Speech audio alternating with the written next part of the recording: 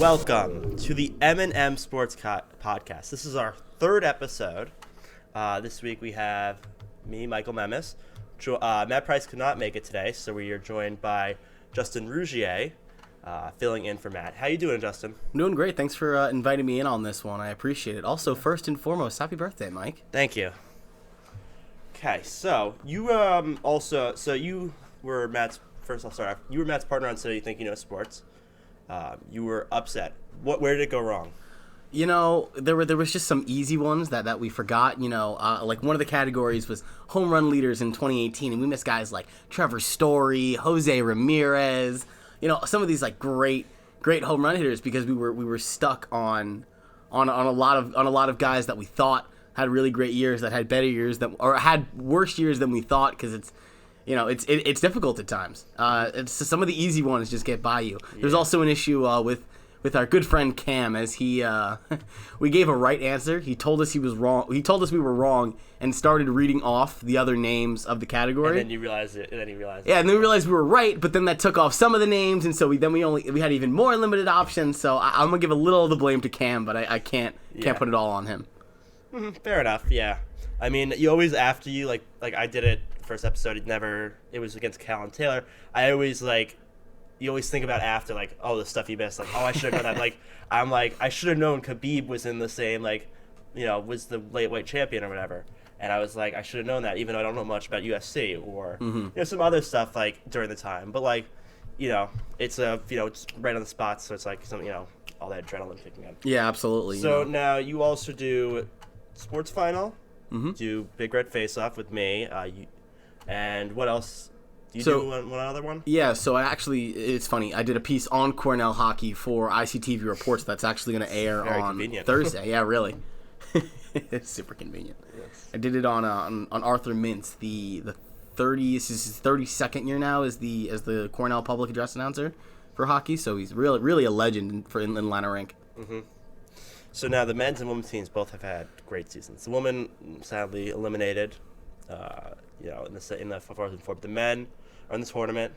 They are not. I believe they are not seeded. They're not seeded. They're not seeded, but they're going against another team that's not seeded in Northeastern. Yes, so. And ironically, they both played Northeastern, the men and the women. You know, it's so interesting. It feels like a lot of their seasons have been in parallels. You know, they both finished in the top of the ECAC, lost in their conference championship game, getting at large bid. Now they're both on.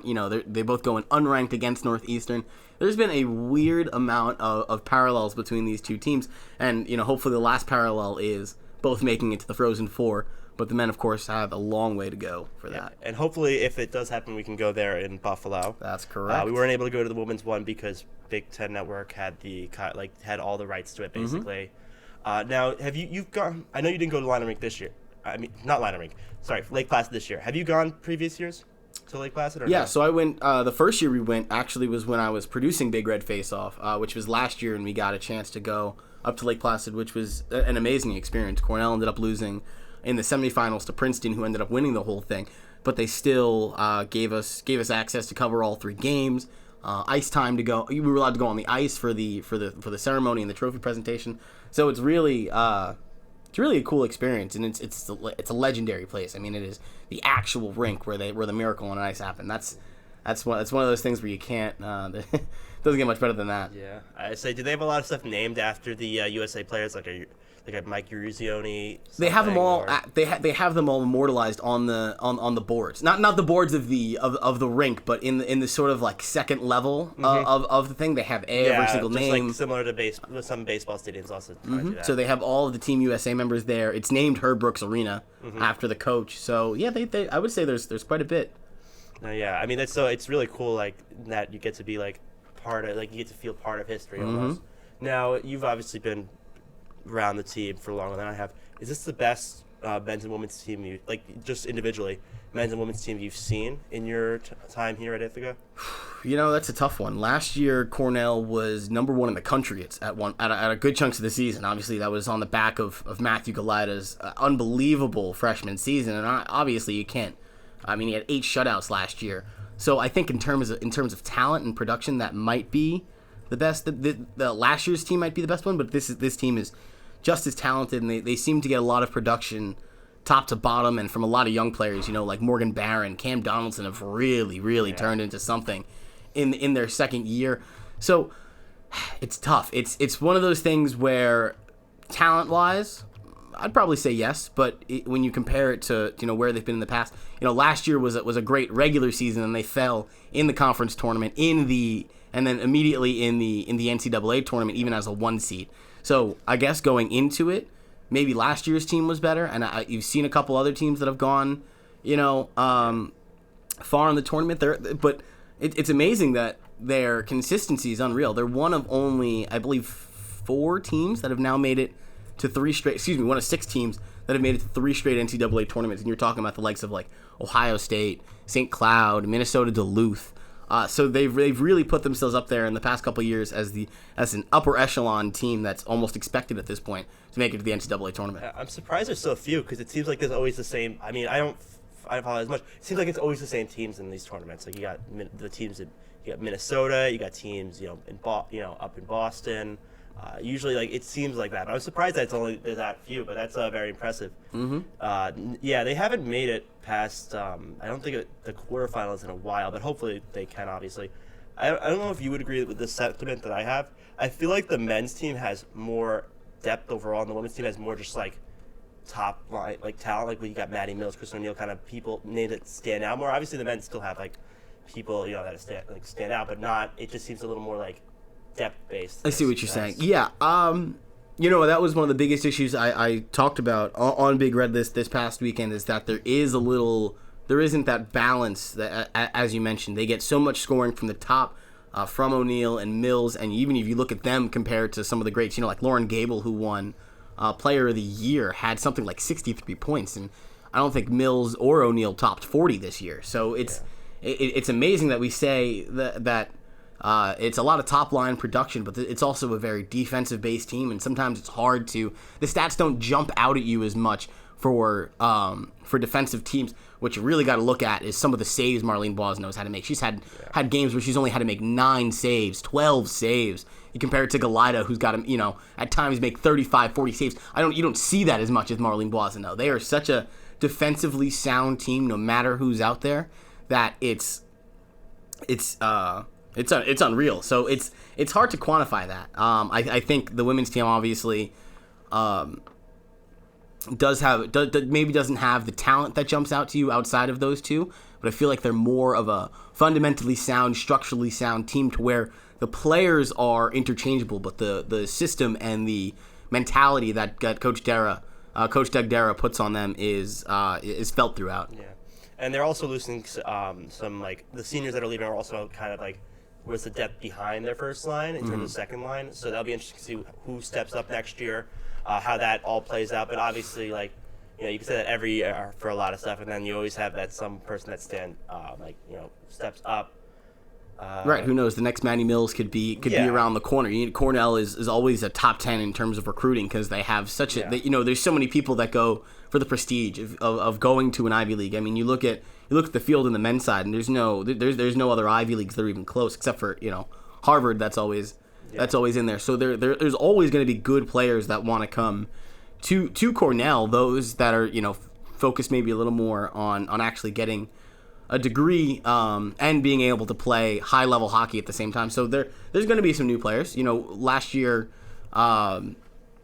we just talked about the 2 freshmen that came in last year, and Donaldson and Barron on the men's side. But then you look at somebody like Gillis Frechette on the women's side. Came out of nowhere, scored her first collegiate goal with like 4 games left in the regular season, and she ended up with something like 7 or 8 goals. I think she had the overtime winner against either Princeton or Northeastern. So there's always going to be somebody around the corner. It was Northeastern, and so we make this claim every year. Oh, what are they going to do? Who are they going to lose the most? Who's going to be the most missed?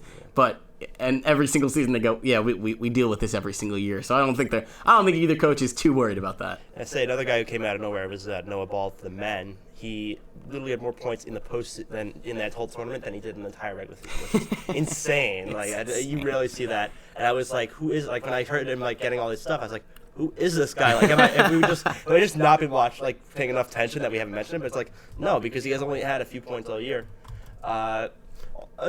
interesting question. I learned a few weeks ago that the women's game, it's a penalty for checking, right? Checking? Mm-hmm. Yeah. Do you agree with that? Like them not allowing checking in women's college hockey? You know, it's a thing in a lot of women's hockey, even in the international level. It's I'm not really sure because fans come for that. They come because no one goes to hockey for. Obviously, people come to hockey because they enjoy the sport, but people come to see that edge, to see something get a little more physical. So I don't know if I agree or disagree with it, but I think in terms of numbers and getting fans interested, I feel like it would be something that would get fans more interested. So I disagree. I guess I said I disagree with it. I think there should be at least some checking. I think they can be, very, very deliberate and maybe a little more strict about it.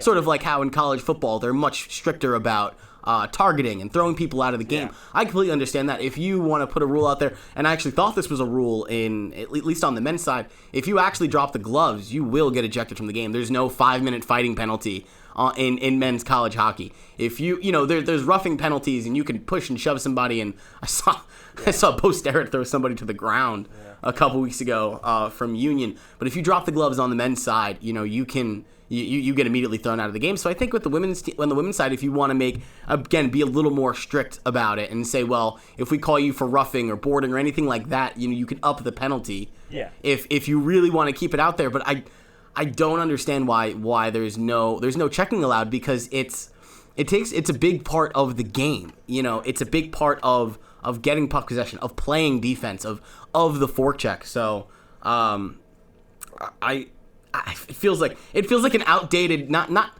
sexist, but it feels like one of those things where it's like, why is this only applicable on the women's side? Yeah, it was like weird when I heard, like, I didn't know that, and then I like heard there's a penalty for checking. I'm like, what? I thought it was only cross checking. I was like, is that like a thing? And I was like, no, it was just that. What was it?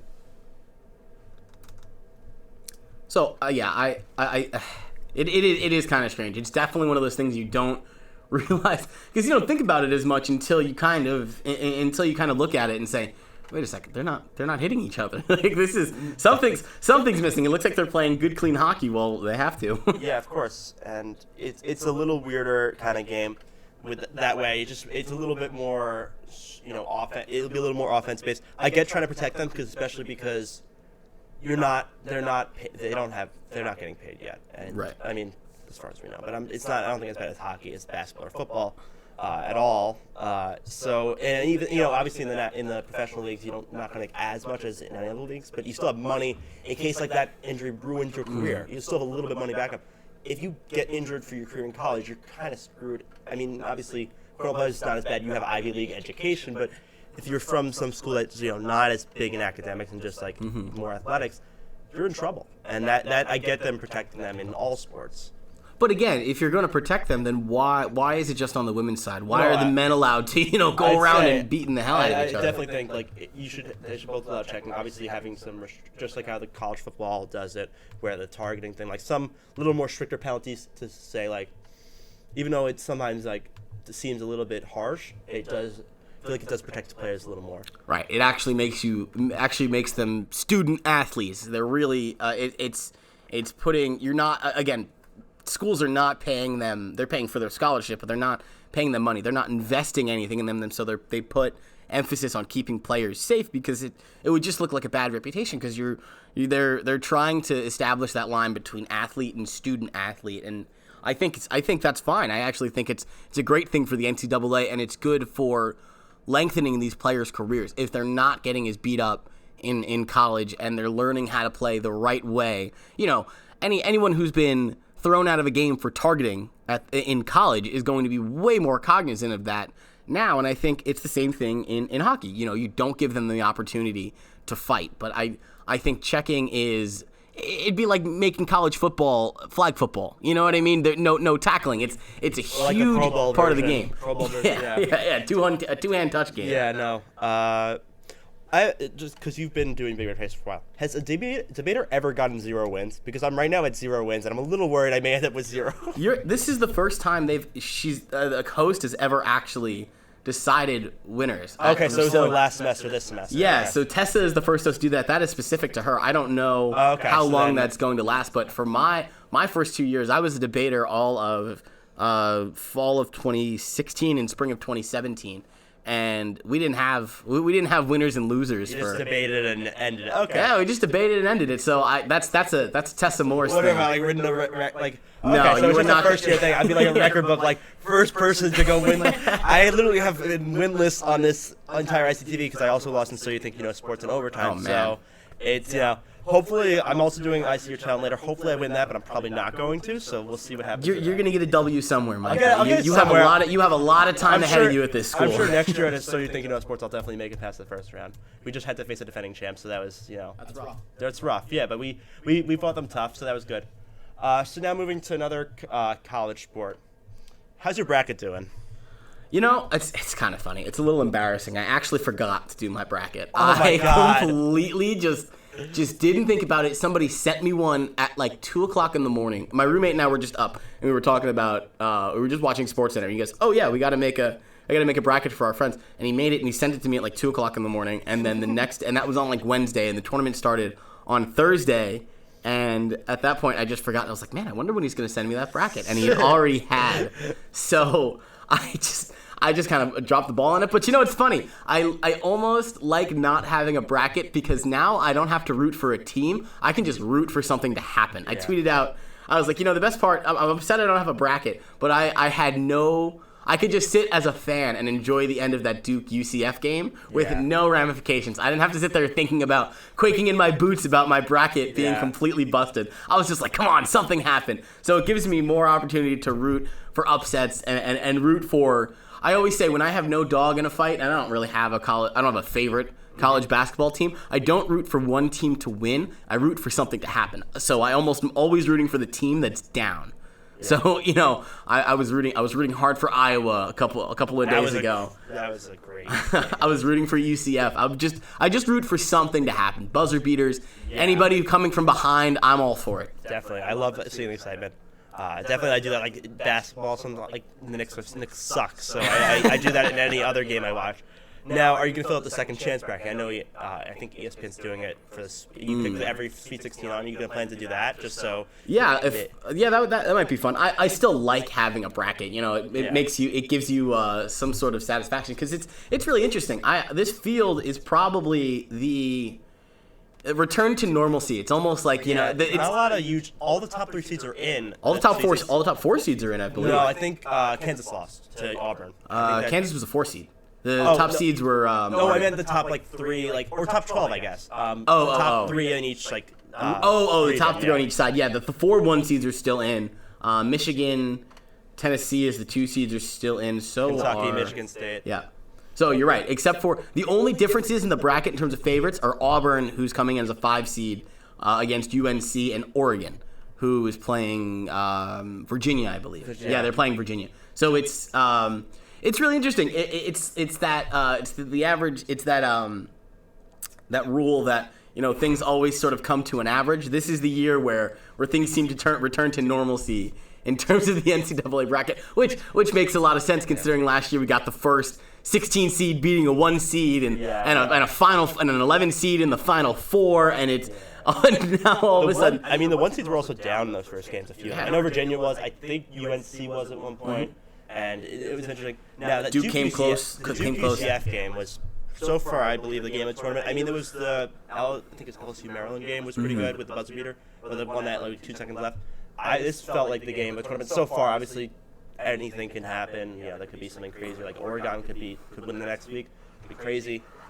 But that would have killed everyone's bracket. Oh, yeah. I didn't have Duke winning. I had them in the final against Kentucky. I picked Kentucky to win every year, basically, but it would have ruined everyone's bracket. Yeah, I can imagine of all the teams in there, Duke was penciled in, I would say, in like 99.99% of brackets, except for people who go to UCF. I think everybody else had Duke at least in the Final Four. So it would have been rough. It was really funny. We were talking about it. Our friend Cal Domowski was almost just completely gypped of the tournament because last year, at the end of the year, he predicted that this year's tournament was going to be Tennessee versus Duke, and Tennessee and Duke were both down a lot. Yeah. Tennessee, they almost blew it hugely. There's 25 points, I believe. Yeah. That was insane. We were watching it, and I was like, and also I think Tara Lynch also had the same thing, which is funny. Yeah. She came in, she's like, I'm rooting for Tennessee and Duke. I'm like, you have the same thing as Cal. Yeah. But we were all like, it would have been insane, like, if that happened. We would have seen Cal's like live reaction to it or something like that. Mm-hmm. But they obviously Tennessee did pull it out in overtime. Now there is actually a perfect bracket though. I think it's the farthest ever. Really? Yeah. There is. I There's heard one that. that has all the Sweet 16 team rights, and all the round of 64 games, right? Obviously. And That's crazy. Everything right. I don't know how long this is gonna last, but that's crazy. I hope he did some tournament like where you win money, because that would be so bad if like he didn't. I know there's been one year where that happened. Like they were in just a friends group. One of my friends told me that, I don't know if it was true, he said he got every game right except for like Syracuse in the first round, but he got, obviously Syracuse wrong, so it wasn't perfect, but he was just doing a friends thing. But hopefully the guy like gets money for this, if he like wins the pool. Even if just getting all those teams right, it's insane. The probability, it's so like hard to do. Yeah, I remember Warren Buffett used to offer $1 billion, $1 billion for anybody who could get a perfect bracket. I mean, statisticians can tell you a bunch of things about the bracket, but being able to pick, that many games correctly is just it's unreal, and it has a domino effect of if you pick Duke to go to the Final Four and they lose in the round of 32, that messes up not just one game but 3 or 4 games at that point. I had Villanova in one of my brackets going to the Final Four. I think I have like 7 brackets, but like I had one of them going to the Final Four, so it was like that them getting blown out ruined that one for me basically. Mm-hmm. Like one game could ruin the bracket. Now let's shift our gears. We're going to MLB. Starts tomorrow. Technically started last week, but like opening day is tomorrow. Now let's give some predictions for the season. So let's some standings. So let's start with the AL East. Who do you got? Or you could just give winner, or you could give 5-1. Yeah, the AL East is a division that's really starting to heat up. Obviously, the Orioles bottomed out last year. The Rays were surprisingly competitive, and obviously you had 200-win teams, which almost never happens in baseball. And I don't see the Red Sox. And people will take this thinking I'm a hater, but the fact of the matter is you are not going to replicate 108 wins. It's just not feasible. You're not going to have 2 guys who finished, I don't remember where JD Martinez finished in the MVP race, but you're not going to have 2 top 5 MVP candidates play exactly the same. There's going to be regression somewhere. Everything was perfect for the Red Sox last year, and literally everything. So they're not going to have that same season. But on the other side, the Yankees have had an injury-riddled spring, and obviously that's sort of they're out for those 2 seasons in a row. Yeah, it's really. Crazy. And thank God we don't have Shane Robinson. Yeah, thank God Shane Robinson's out there. With the Yankees, the injury bug caught up with them in the middle of last season with Judge, and like you said, all the outfielders seeming to have some kind of issue. And once again, we're going through that again, where we're finally turning to Jacoby Ellsbury for the first time in like 4 years. I was wondering what was going to happen with him, because they couldn't say he was injured forever. Like I feel like the MLB would eventually come down and be like, you can't do this. I feel like they did that last season. Maybe he was injured, but felt like we had enough outfielders. So it was like, don't rush back. Don't rush back. Okay. You're fine.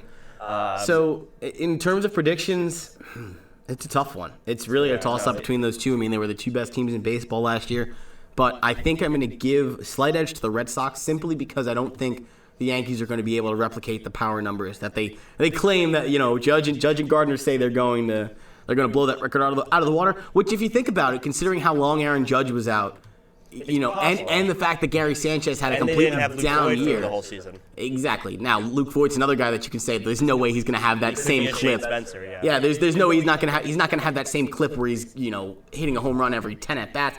But when you think about it logically, the down year that Sanchez had, the 7 weeks that Judge missed, and I think they beat it by 1 or 2, right? Something like that. It was towards the end. But I don't think I think the Yankees' biggest problem in the past forever has been that they're too reliant on power. So I'm going to give the Red Sox an edge by 1 or 2 games just because they're a more fundamentally sound hitting team. Obviously, they have a lot of bullpen problems, but I just think I don't see the Yankee offense. I see the Yankee offense going through a lot of highs and lows, and I think the Red Sox are going to have a lot more of a higher baseline, if you get what I mean. Yeah, I'm gonna obviously I'm from Yankee fan, so I'm gonna give the Yankees an edge.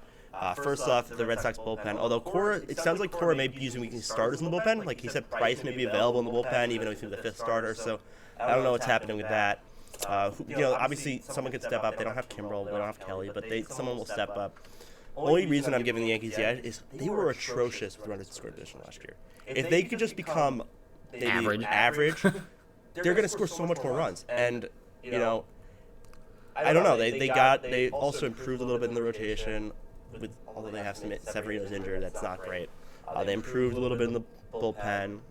They got Ottavino to replace Robertson. Mm-hmm. So I think they have a slight edge, but I wouldn't be shocked if the Red Sox win. Mm-hmm. I think both teams they may both have the two best records in the American League again this year. Although the Yankees may have had worse than the Astros. No, they weren't. The Astros finished with 98 or 99 wins, I Yankees believe, got finished with 100. Yeah, it was that's why I really give the Boston so much credit for that World Series last year, because that may be one of the toughest roads to a World Series I've ever seen. And they blew through everybody. You think about it. The two teams they had to go through in the American League were the two representatives for the ALCS the year before. Their first round matchup against the Yankees was the second best team in baseball in terms of record wise. They then had to beat the defending world champions, who they beat them in 5 games. And then they had to beat the NL representative for the second year in a row in the World Series in the Dodgers. So no one can ever say that the Boston Red Sox had an easy road to a World Series. They beat every single team that was there or right in the thick of things the year before, and they dropped. And if it wasn't for a Max Muncy 18th inning home run, they wouldn't have lost a single road game, which is unbelievable. That was insane. They kept losing one game at home, and you think, oh no, they're in trouble, and then they freaking sweep you in your home stadium. Mm-hmm. Now moving on to I think we could objectively say this, the worst division in baseball, the AL Central. Oh, yeah. I don't have a nickname for them yet. I like how you have the NFC least. Yeah. I don't know if there's one for this AL Central yet, but there should be. There should be. Is it the Indians division, or do you think a team like the Twins or White Sox can actually catch them? I think it's the Indians division to lose. That's what it's been for the past couple of years, and I don't see them getting much worse. I mean, they still have Kluber and Bauer, who are they traded. I think was it Brantley or Lindor? They traded one of them. I don't think they traded. They would have never traded Lindor. It might have been Brantley. Yeah. But they always seem to put out. Terry Francona always has good regular seasons, good consistency. I think the White Sox obviously were betting the farm on Manny Machado, and they were shocked he didn't sign there. I thought he was going to sign there. So they're still missing a couple pieces because they were setting themselves up to have Machado on the roster. I think that would have made them a completely different team. And the Twins have fluctuated, to say the least. They added Cruz, but I don't know if they made a significant moves. Yeah, they added Cruz and I believe C.J. Cron, who's and I was reading about them this morning. ESPN ranked, gave out their initial rankings, and their first 3 were Boston, Houston, and then the Yankees. And the Twins were in the middle of that, and they noted that the Twins went from 85 wins they went from 60 something wins in 2016 to 85 wins in a playoff team in 2017 to back to their usual bottom dweller record. So history tells you they're going to bounce back this year. They obviously had a little bit of talent. They might have the best young guys. They might have the best center fielder in the league in Byron Buxton, who is another guy. Trout's in the league. Well, I said might be. No, I mean in terms of actual center field play. Oh yeah. I mean, I could argue that. Yeah, you have that. You have Kiermaier, you got JBJ. You have a lot of guys. Yeah, absolutely. Those guys. Yeah, the thing with Buxton has been an inconsistent hitter to say the least. That's what Hicks last was. year. That's what Hicks was until they traded him to the Yankees. Yeah, absolutely, exactly. Buxton was hitting, had like a 250 something slash in 2017, and they did really well. And last year he regressed again. He hit under 200, I believe. Still was an unbelievable center fielder.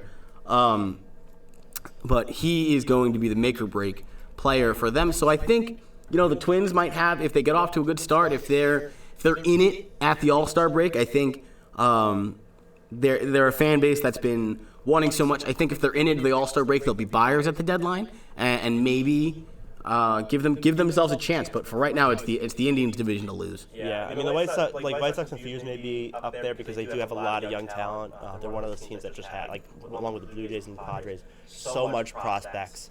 I think in the future one of those teams may be able to challenge them, but not yet. Now moving to the AL West, I think we could both agree. I think the Astros will win again. Yeah. They got better in the offseason. Somehow. Now the question is, can the Angels or Athletics, could either of them compete for a wild card this year? And Athletics made it last year.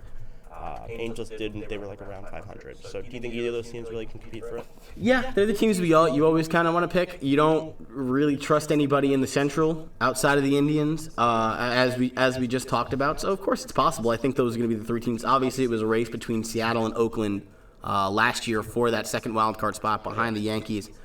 So, there are two teams that are poised for there. I think Seattle's really putting themselves into a rebuilding mode after the Cano trade and after, of course, Ichiro, retiring for good.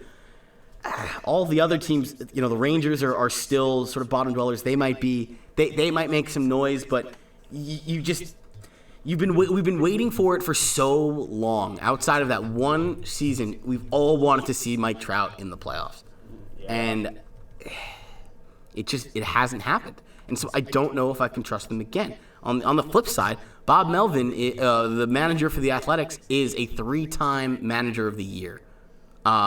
So he's always going to put out a competitive team. And Billy Beane is always going to go for it. He's always going to find a way. They started last season with the lowest payroll in baseball, and when they had a chance, they made like 12 moves. They made so many. They went for starting pitching. They went for the bullpen. They went to up their infield. They got a lot of guys to come in mid-season, and Bob Melvin just figured a way to work them all in and get there and get that staff to the playoffs. And obviously, it sort of fell apart because they got injured a lot of big injuries on the pitching side. They tried a bullpen day for the wild card, which didn't really work out. That was weird. Yeah, I had a lot of issues with that before even going in.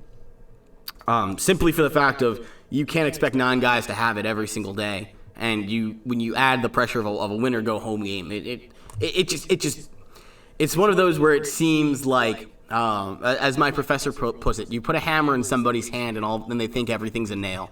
And I feel like that's the problem with a lot of teams in baseball, including the Yankees. They get so obsessed with these analytics, and I agree with a lot of the analytics. I am pro analytics. I don't mind shifts. I don't mind the constant flipping of the bullpens. I think that adds a lot of strategy to the game. But I think they're so caught up in the numbers of what it says about sending fresh guys out there. They don't take the situation into account. They don't, no number is going to quantify the nervousness you feel before a playoff game, and that clearly showed with the Athletics. That being said, I think I'm going to give them much more of a chance to compete for a wild card over the Angels, because I don't see where they got much better other than locking up Trout for the next dozen years. I don't know what's happening with Ohtani exactly this year. I believe he got Tommy John, right? Yeah, I don't think he's just gonna hit. It's like the weird. I've never seen a situation like that where a guy gets Tommy John and he's still like hitting. I feel like that. I don't know how that works, because I feel like you're using your arm still when hitting. But whatever. I'm not a medical expert. Yeah. Now let's move on to the NL, which is there's much more good teams there. I feel like the only bad team, like team that has no chance at all, is the Marlins making the playoffs. It's the NL East. It's a very interesting division.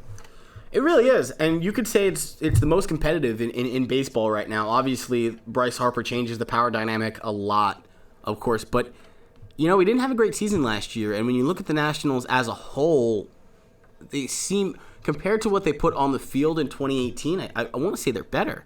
Because Patrick Corbin. Yeah, and they didn't, and like I said, Bryce Harper was hitting 214, 230. He did not have a Bryce Harper kind of year. I mean, he hit a lot of home runs, but he had a lot of struggles throughout the season. So, but I think I think they can replace the 2018 Harper. The fact that they were still around with him having a poor season leads me to believe that they can still be there. And yeah, they are a better team. They have Patrick Corbin now to match up with Max Scherzer. Juan Soto had one of the best rookie seasons I've ever seen, and he's only 20 years old now, going into this season. So it's there. It's always there for the Nationals to take for the taking. They've always seemed to be the favorites coming out of the NL East, and I'm pretty sure the favorites again. But the Mets, big question marks. They did keep Peter Alonso on the roster. They did. Yes. They did. They had he's a candidate. He's an early candidate for Rookie of the Year. People are projecting him to have a really good season. They obviously, but they've done this before where they've come in with a lot of new pieces and it's never really worked out. It doesn't usually work out for them, at least. But there is something that can spark them. Obviously, they started 11-1 last year and only went down from there. So it's going to be hard to judge the Mets early on.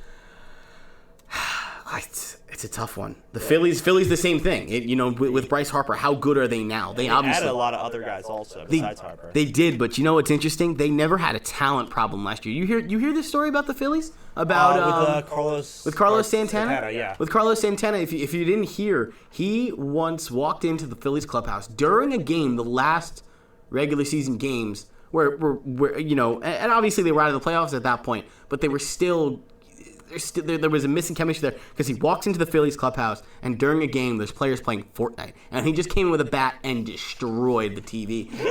And when they asked Jake Arrieta, he goes, "Yeah, I would have done the exact same thing." So their problem isn't talent. Their problem is their chemistry. And Bryce Harper is certainly not going to help your chemistry. He's another big personality coming in there.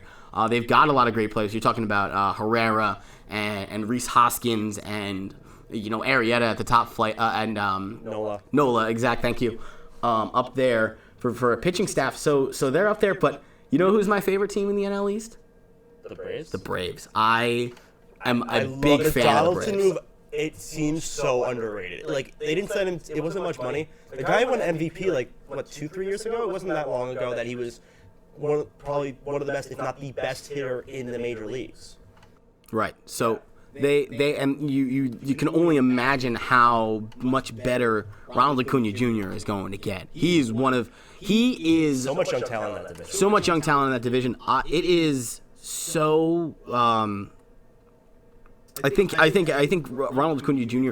when you saw not only his ability in the field and at the plate, but his power abilities, I would put him up there and I know he's only 21. But in terms of five-tool players, I'd put him up there with Trout in terms of, obviously he hasn't had the numbers or the career so far as Trout, but when you look at it, it's like the guy can do anything, it feels like. He feels like a Trout or a Mookie Betts that can swipe a lot of bags, hit for power, hit for contact, and really just have an effect on the game in every single aspect. So he, to me, at least in terms of talent, has some of the best stuff, and they have this nice crop of veterans. I believe You got is Nick Markakis is still on the team? I'm pretty sure he's still there. I don't think they got rid of him. I don't know why they. Oh yeah, he is. He's signed for last because no one was offering him a lot of money. He's like, I want to stay with them, and which brought a lot of outrage because he was an All-Star last year. So.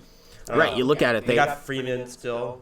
Freeman. Now, like you said, they made the big signing in Josh Donaldson, who's still, he's had an injury-plagued couple of years, but him, right? I mean, he's huge improvement over Camargo. Absolutely. I mean, he's only 33. He's not he's not old. He's on the back half of his career. Obviously he's going to have to play the field in the National League, but he should still be able to provide a big up on offense. So they have this really nice combination of veterans and really young guys. You're talking about, even in the starting rotation, you got a guy like Julio Teheran who had an offseason last year.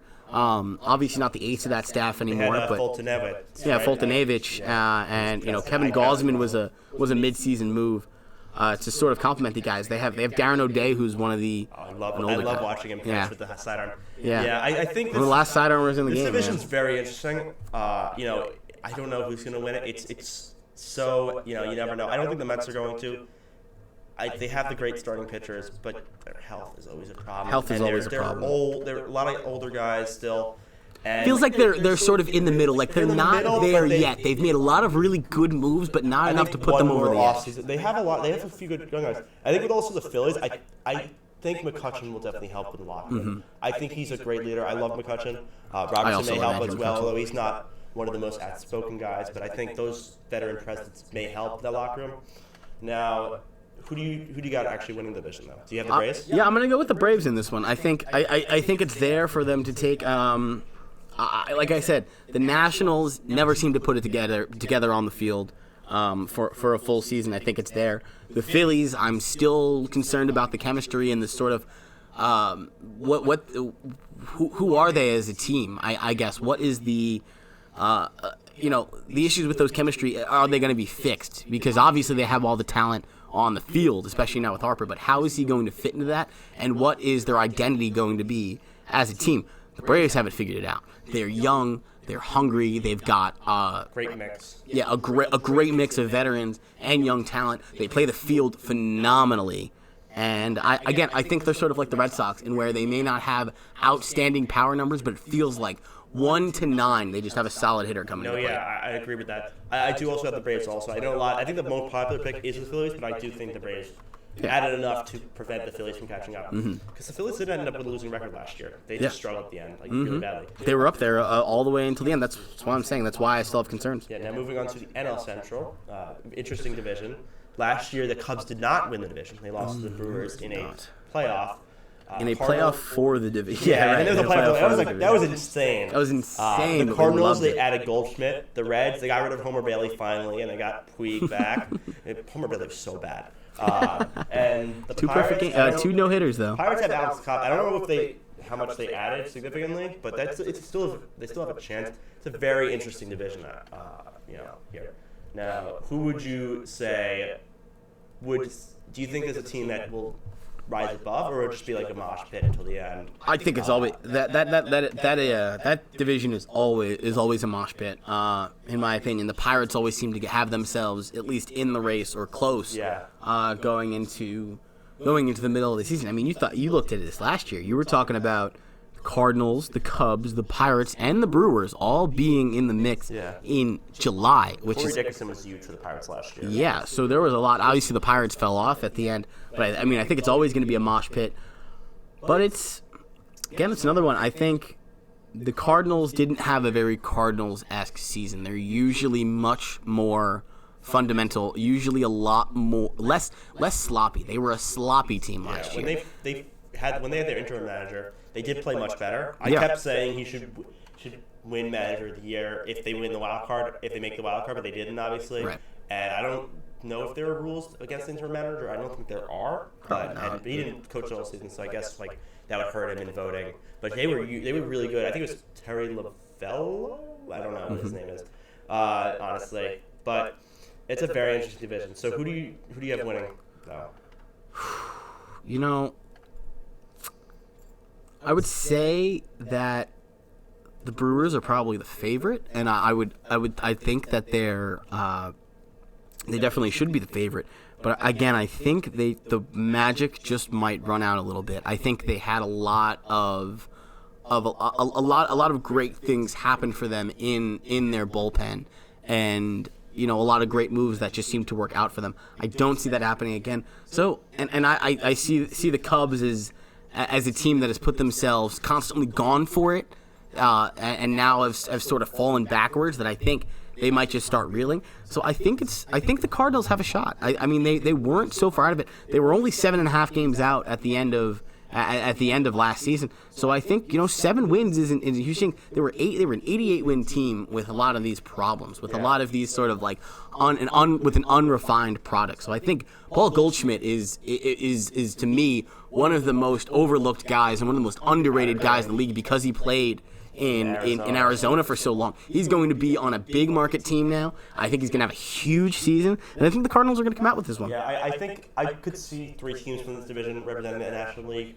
Obviously, the wild card is a lot of teams that could make it. I do have the Cubs making it just because Baez I don't think will be as good, but he was huge last season. Rizzo and Bryant there were injury problems and they struggled a little bit, and they're pitching. They were supposed to have such a good rotation, and Quintana and Darvish were crap last year. So I think now that they got, I think those guys will get. They're not going to be back to their ace self. I think they'll be much better. So I think it feels like everything went wrong for the Cubs, and they still almost won the division. So I feel like they're going to get it this year. But I can see the Cardinals winning. I see the Brewers winning it. It's going to be very close. Now, last division, you got the NL West. Big move. The Padres added Machado, obviously. So now it's even closer. Diamondbacks lost Goldschmidt. That's the most significant moves in the division. So is it the Dodgers' division to lose, or do you think there's another team that could actually compete, like the Rockies or something?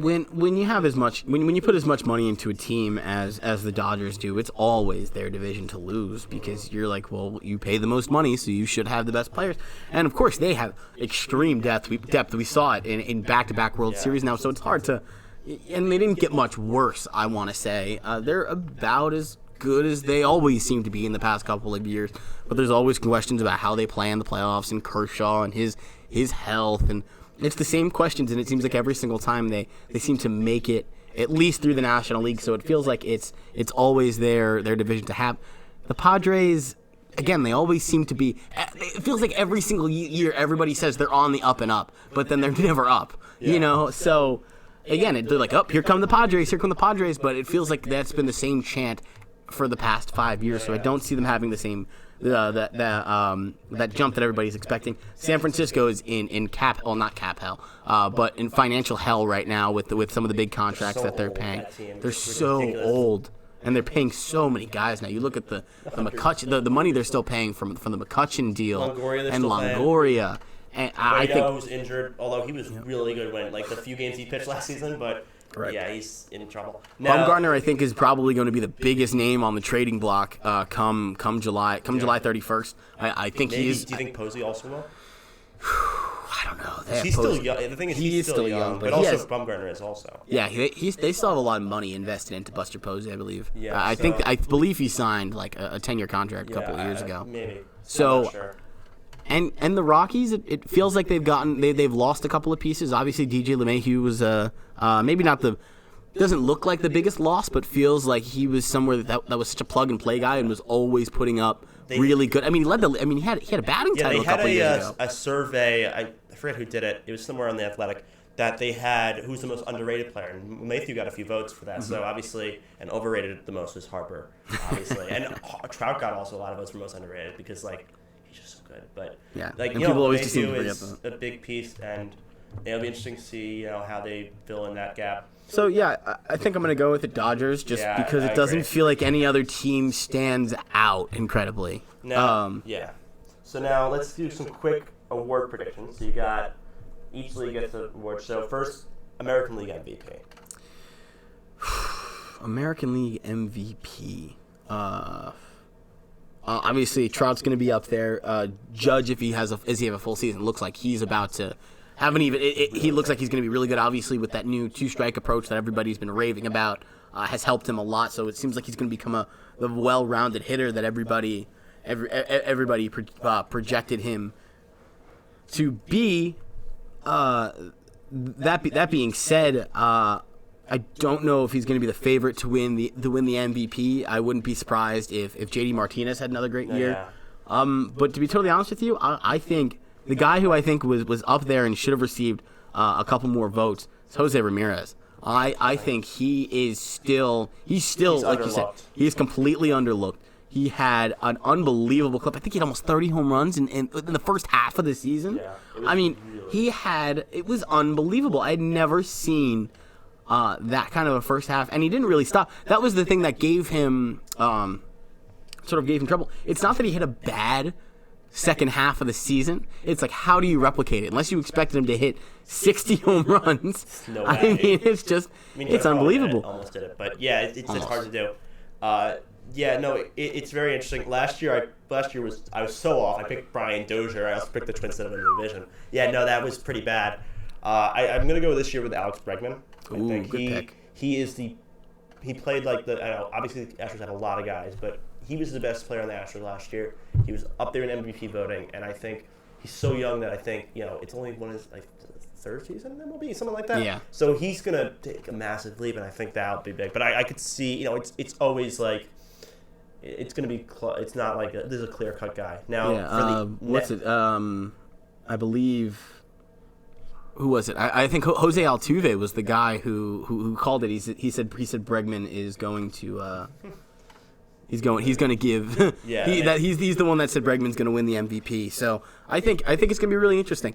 I think it's a really great choice. I think, Ramirez. Like I said, if it's a little less top heavy, I mean, he's still finished. When you look at it holistically, 39 home runs, 105 RBIs, Still batted .270 with a 552 slugging and almost 1,000 OPS. So he had an amazing season, and he's surprisingly, one of the best fielders at third base too. I feel like a lot of people just see him as a hitter, but he's a really well-rounded player.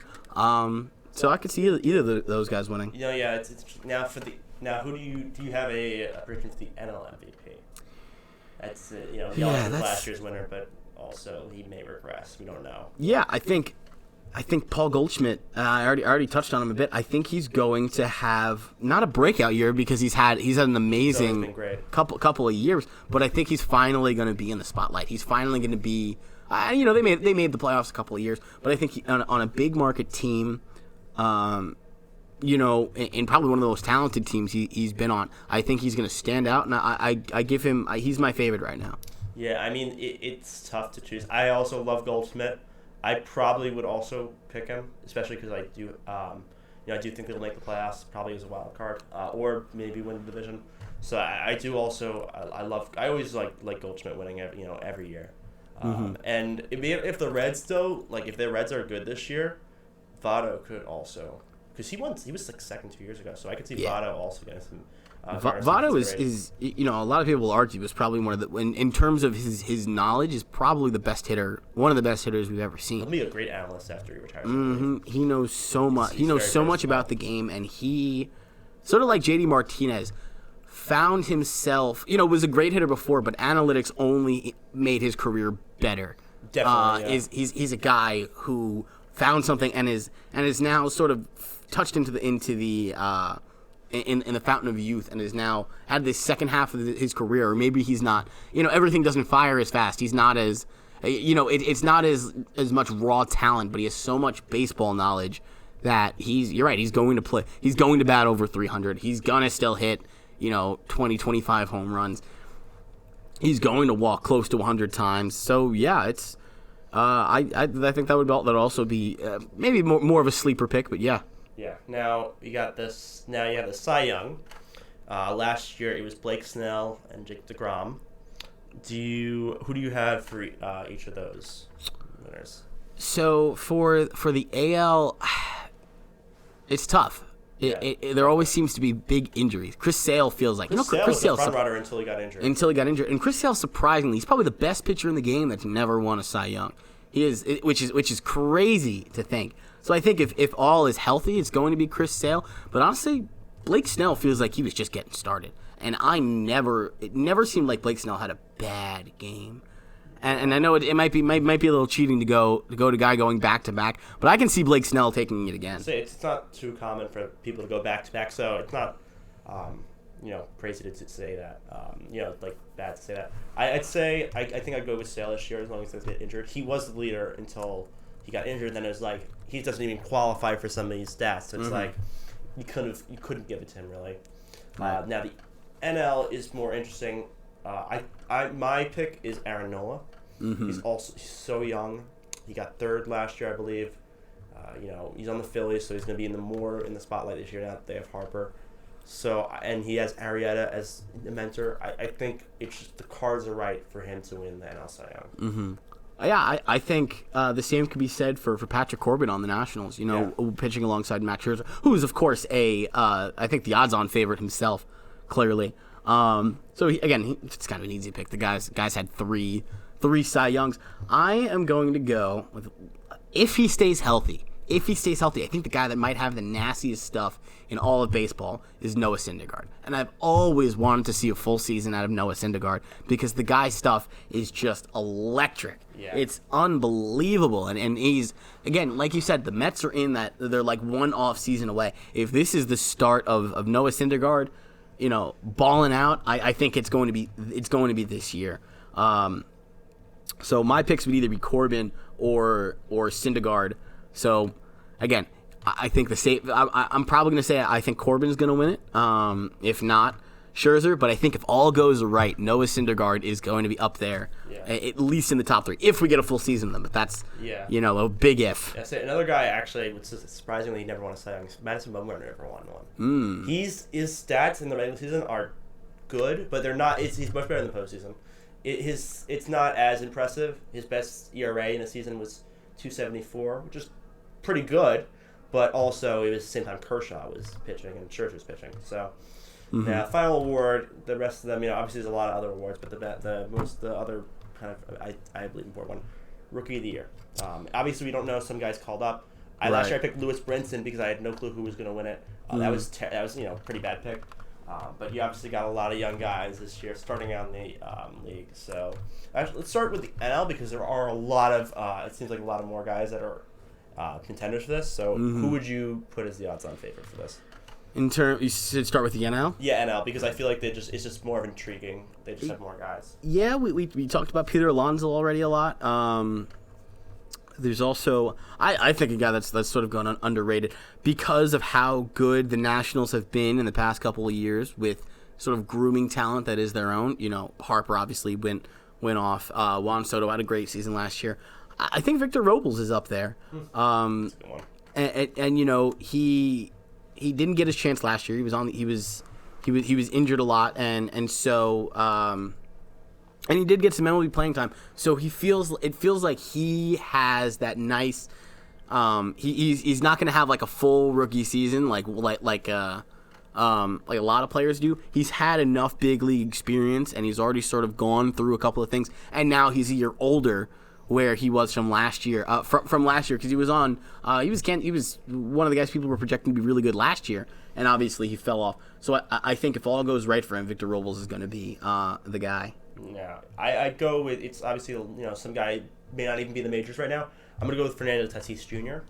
Because they kept him. They're keeping him on the team to start the year. They're not gonna get to put him in the minors for the extra year of service time, whatever.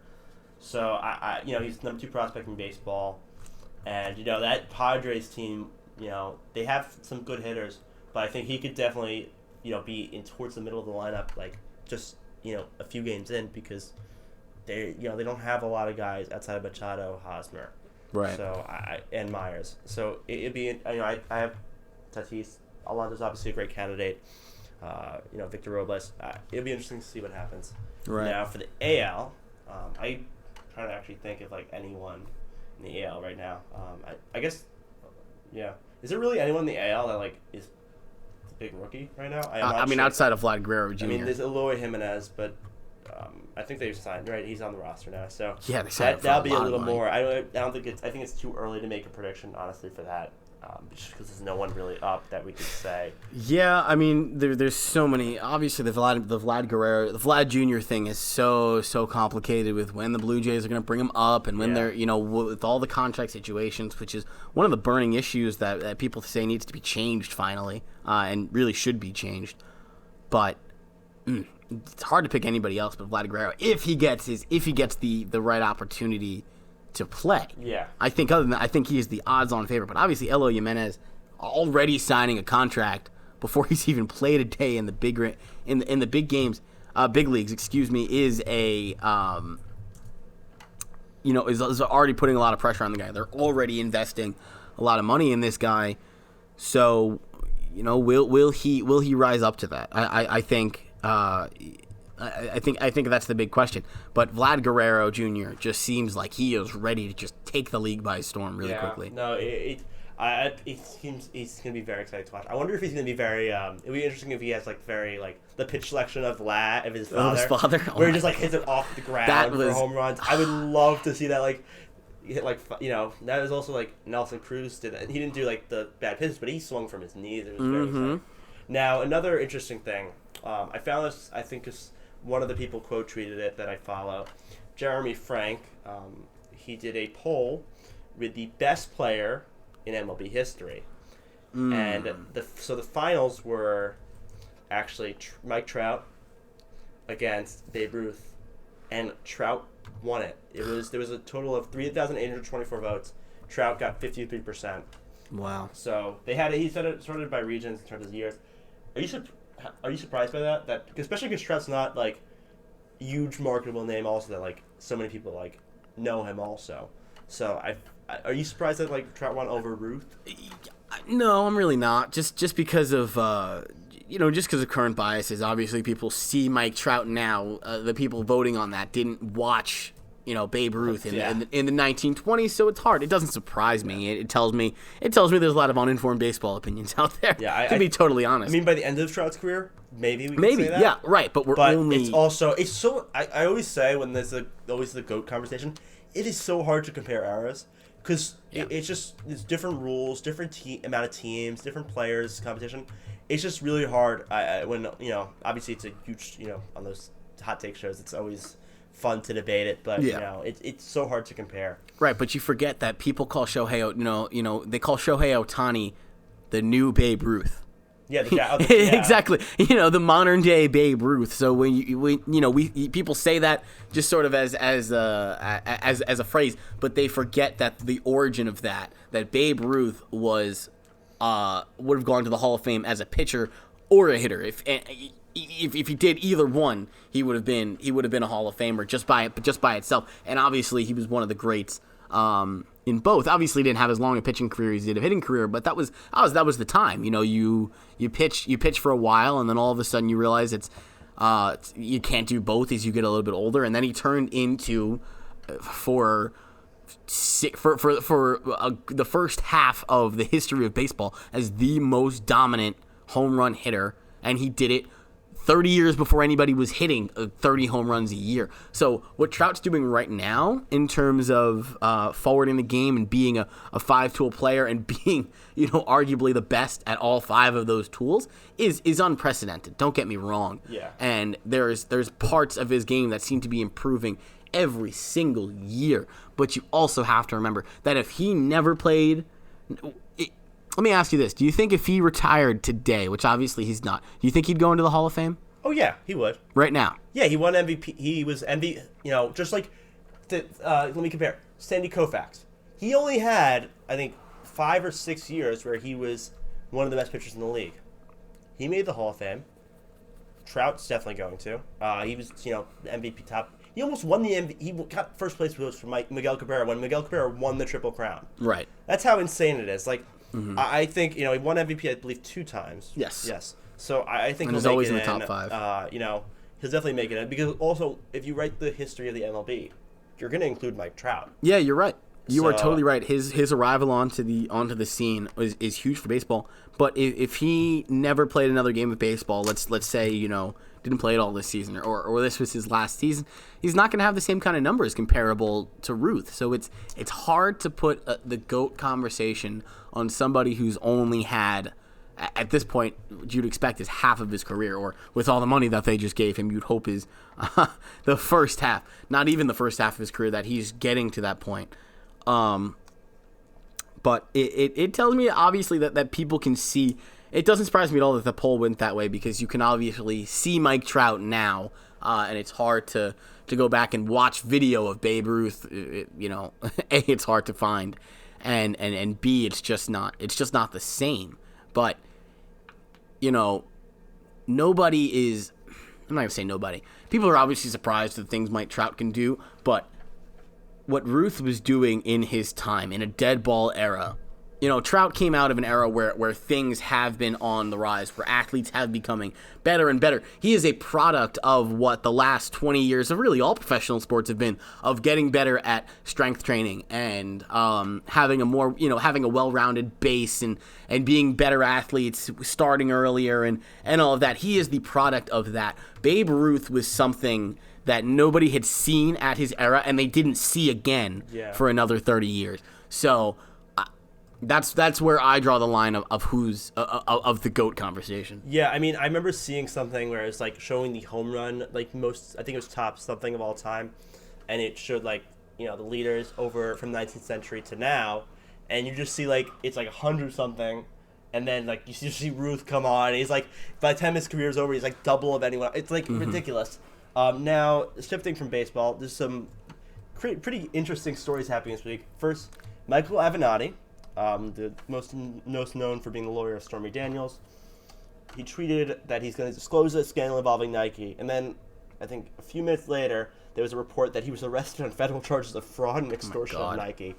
Apparently it was with DeAndre Ayton with Arizona. Everyone thought it was like Zion Williamson and Duke because they got the top 3 prospects, but you don't extort Nike. I feel like that's like the lesson to learn here. Yeah.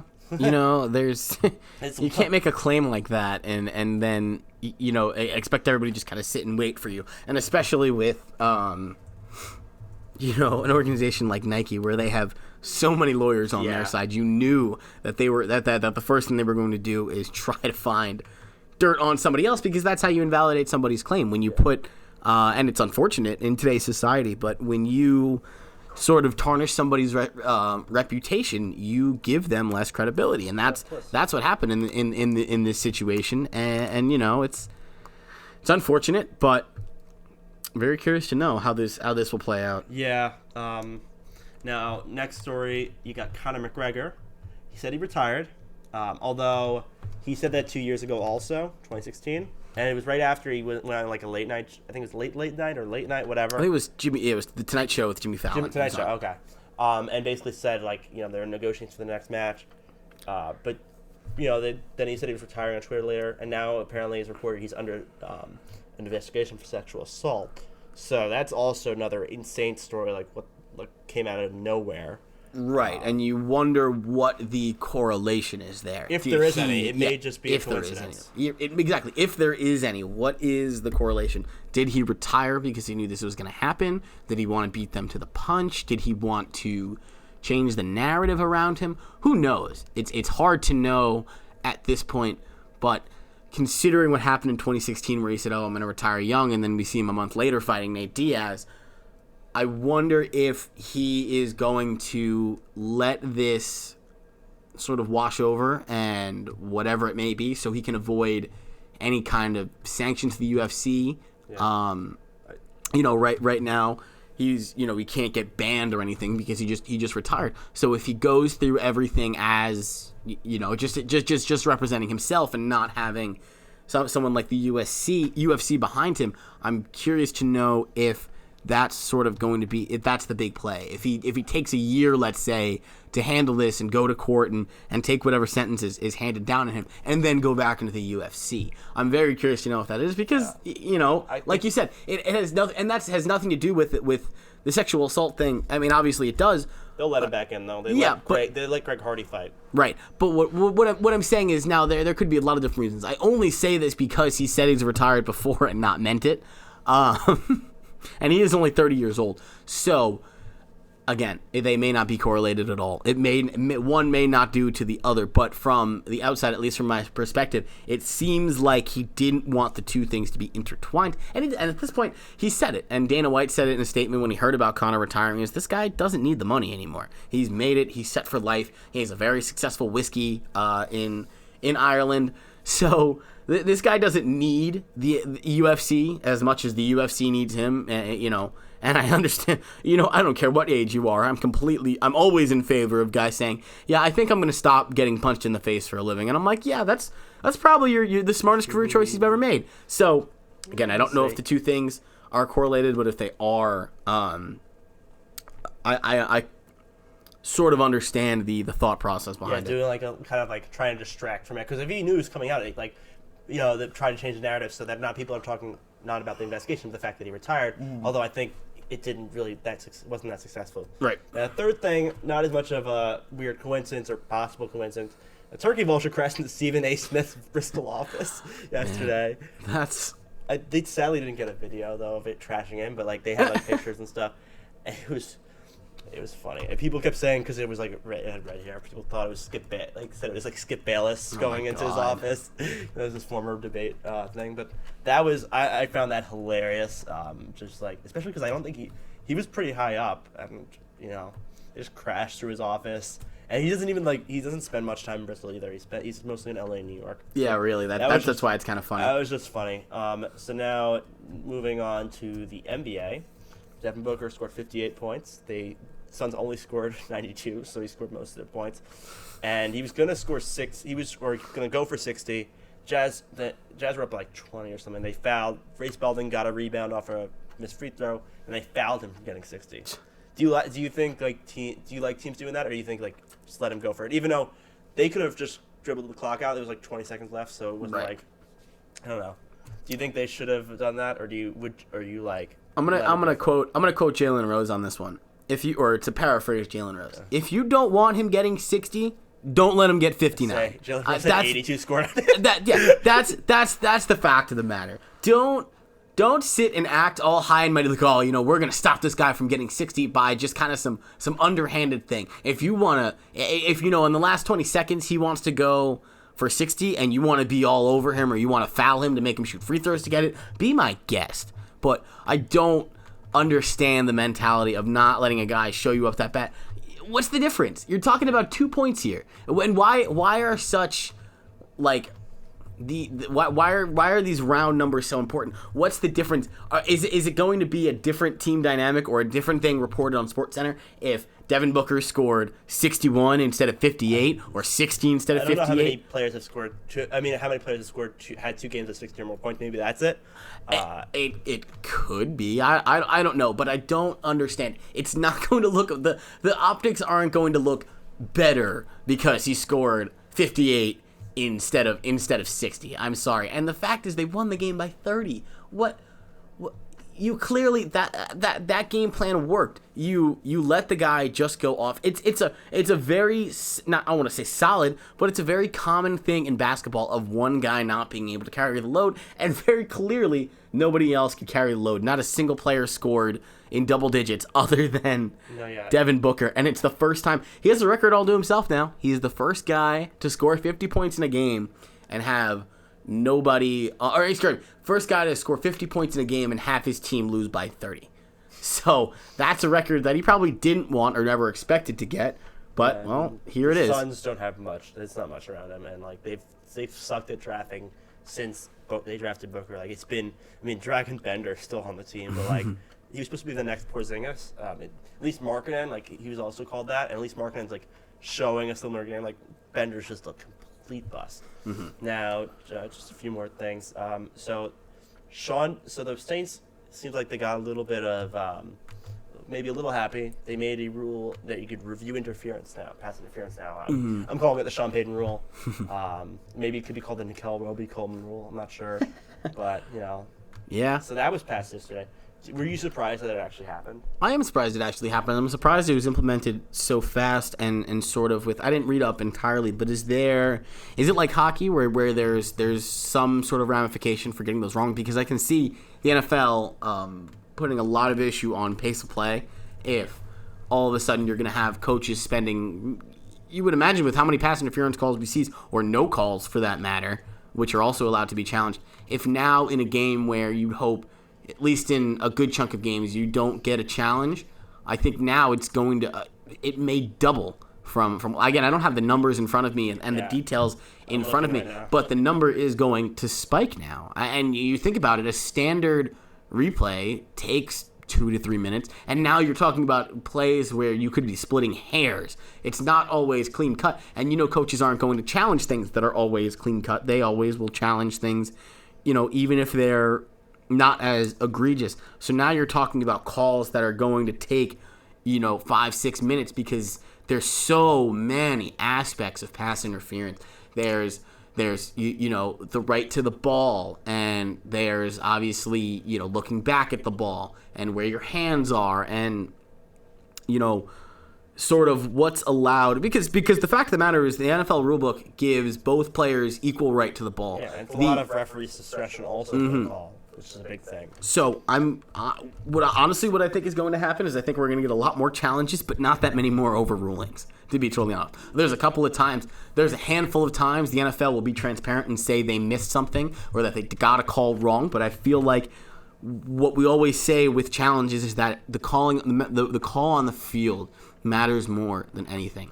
They need indisputable evidence to change a call. And I think referees, because they don't want to make themselves look bad, they don't want to look like they're constantly blowing calls, are going to keep calls the way they are. So I'm surprised there's no either limitations to the rule, or I always thought what they should do, like in hockey, where on certain challenges, this is not for goaltender interference or anything like that, but on offsides calls in hockey and in the NHL, if you get that wrong, and it might be in college hockey too, if you challenge that a goal was offsides and you're wrong, the other team gets a penalty, gets power play. Excuse me. Oh wow. Yeah. So if they get a delay, you are given a delay of game penalty for calling something that's wrong, because they want to discourage everybody from just challenging, because if you obviously lose your timeout, but it could turn. They wanted to stop people from turning offsides into an extended timeout, where they had every opportunity to reset and try something else and give their players some time to breathe. And I think that makes a lot of sense, because offsides, it's a very clear-cut thing, and it does get a lot of goals overturned. But I like that the NHL makes it a risk-reward thing, and now there's no risk involved. Obviously, losing timeouts is something no coach wants to do in the NFL, but you're removing a lot of risk from, you're preventing any real risks from challenging these calls, because it can only benefit the coach. A timeout versus, a big first down the field it's not even comparable. Yeah, no. And I remember watching, in terms of the indisputable evidence, I remember watching the AAF. They have much less cameras than the NFL, and they had a call, and it was like the guy looked, I think it was some fumble or something like that, and like it looked like the guy was not down before the ball was out. The initial call was he was down, and on the angles I thought so, but they didn't have enough good angles to find whether he was or not, just because they have much less cameras. It was just interesting to see that, because I ended up saying, like, I forget which is better, which is stands or confirmed, whichever one is, where they just don't have indisputable ones. I think it stands because confirmed it, I guess, yeah. So it's interesting to see what happens with that. I think it'll be less, just like, remember at the beginning of the season with I think it was the targeting rule, usually talks about a lot in the preseason. Didn't really have a big effect in the regular season. So it could be one of those rules like that. Or it could be the catch rule, where it's just super controversial. I don't know. Now, finally, Tampa Bay Lightning. They need to win the rest of their games to win the record, I believe. They came back into the Bruins the other night, although even though Ryan LeMay said for sure the Bruins are going to beat them. Yeah. And now I'm hoping, if they, after he said that, I'm hoping that they actually clinch it on the Bruins, against the Bruins. Mm-hmm. Well, they would. It would be the last game, but, I hope that happens. That'd be very ironic, but do you think they're actually going to win the rest of their games and get the record? It's interesting. I think they are going to go for it. Clearly, they haven't taken their foot off the gas pedal, and I respect that organizationally. But you'd hope. There's always seems to be. I always feel like whenever I say this, I put my foot in my mouth. Is I'm not a big fan of these teams going for these regular season records. The Warriors may have lost the finals because of that. The Warriors may have lost the finals from that because they ran out of gas. Obviously, this happened a couple years ago. The Rangers had this problem a couple times with some of their President Trophies run just absolutely faltering in the playoffs. But on the flip side, you had the Colts a couple years ago, in one of the last seasons of Peyton Manning, of giving up on an undefeated regular season. They won the Super Bowl. No, they didn't win the Super Bowl. That was the year they lost to the Saints. They didn't do it. They forewent a perfect season and came out well. Right. I mean, they were 13-0, I believe. Right, but they didn't drop. Yeah, they still lost to the Cowboys that year. And then I think with the Saints it was a different scenario. They lost to the Cowboys and then they benched everybody. Oh, okay. I remember this because I'm a Jets fan. The Colts benched everybody against the Jets at 14-0, and the Jets came and blew the doors off of them. And they said, we don't really care about an undefeated regular season. But it's funny, I was watching the Pat McAfee show the other day, and he was pissed about that. And he goes, everybody still talks about the 18-1 Patriots, but nobody talks about the 2010 Colts. And I'm like, you are correct, sir. Yeah. So there's there's a lot of benefits to going both ways when it comes to Tampa Bay. Yeah, I mean, they've been the best team in the league since the start of the season. Everybody knows that. Everybody's seen it. I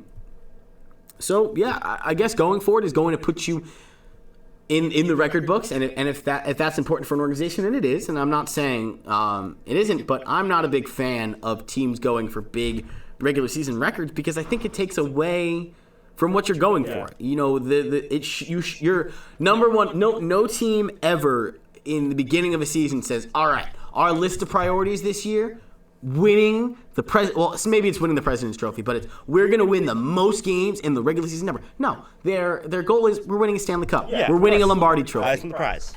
Exactly. So I think I think it sort of takes away the focus of what a season should be about. Now, final question before we wrap up: is this the best hockey team you have seen in your life? This current Tampa Bay Lightning team. There's been obviously a lot of good teams. Yeah, to me, the best I've seen, because I haven't seen them in the playoffs, I don't want to give them that title yet. The best team I think I've ever seen is either the 2010 Blackhawks or the 2012 Kings that won the Stanley Cup as an 8 seed. So one of those two by far, and I might give an edge to the Kings just because of coming from an 8 seed and sweeping. The first thing they did was sweep the President Trophy winning Canucks that year, and so that was a run of a legendary run that we may never see again. So I haven't seen anything from Tampa Bay yet, but in terms of how dynamic they are, yeah, they're up there. But the 2010 Blackhawks in their first of three championships in I think 6 or 7 years were so crisp and so just sort of what we were talking about with the Cornell team earlier before, or with the women's team at least, is that maybe they obviously had the stars at the top with Kane and Taves, but fundamentally that team was just amazing to watch. They're like, how could they score a goal that easily? It's because they had just this picture perfect tic-tac-toe passing, and I see a lot of that in Tampa Bay. If they run through and stomp everybody in the playoffs, they're going to be up there, but I don't give them that title yet. Yeah. Thank you so much, Justin, for coming on and filling in for Matt. Absolutely, man. Anytime. Hopefully the Cornell's men's team make it to Frozen Four. So we'll have plenty to talk about. Yeah, definitely, and hopefully we'll both be able to go to Buffalo for that. If we send a delegation. Mm-hmm. So next week we'll have Matt Price back. We'll probably have some guests, but definitely you're welcome back in the future to come on. So yeah, that'll do it for this week's podcast. See you guys next week.